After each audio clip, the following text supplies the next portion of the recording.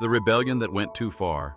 Korah, Dathan, and Abiram, along with 250 community leaders, rebelled against Moses and Aaron. They were Levites, already chosen for special duties, but they wanted more. They accused Moses and Aaron of exalting themselves and questioned their leadership. In response, God showed up in glory, and a clear line was drawn. Those on God's side stepped back. Then something astonishing happened. The earth opened up and swallowed Korah, Dathan, and Abiram alive, while fire from God consumed the 250 men who were offering unauthorized incense. This was not just judgment, it was a dramatic reminder. God chooses, God defends, and God deals with rebellion. The boardroom uprising. In a large company, a wise CEO named Mr. Daniels had built a thriving business. One of his senior managers, Carl, was very capable, but grew prideful and envious of the CEO's authority.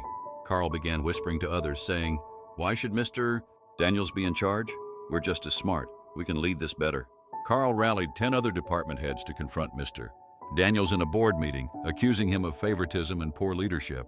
But what Carl didn't know was that the board of directors had already seen his manipulation and had been silently watching his attitude. During the meeting, the chairman stood up and said, "Carl, your heart has been exposed.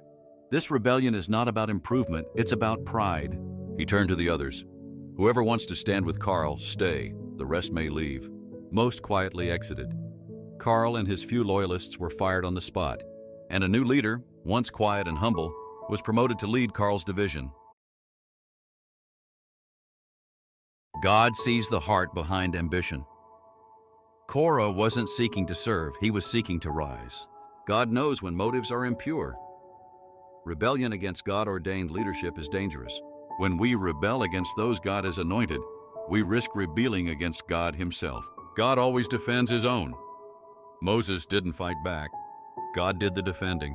When you're aligned with God, you don't need to prove yourself. Pride leads to destruction, but humility leads to promotion. Korah was swallowed. Aaron was sustained.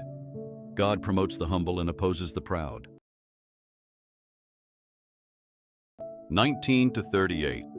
I declare that I walk in humility and obedience, aligning myself with God's will and timing. I declare that every hidden rebellion or pride in my heart is uprooted by the Spirit of God.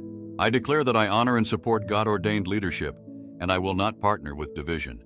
I declare that God will defend me, and I do not need to fight battles he has already won. I declare that I will not fall into the trap of ambition, but I will rise by grace, character, and purpose. I declare that every voice of rebellion and confusion around me is silenced, and the spirit of unity and honor will prevail, to chase power, pursue purpose. God sees who truly honors him, and he knows how to exalt the humble and deal with the proud. Stay grounded, stay faithful, and let God write your promotion story. Good morning.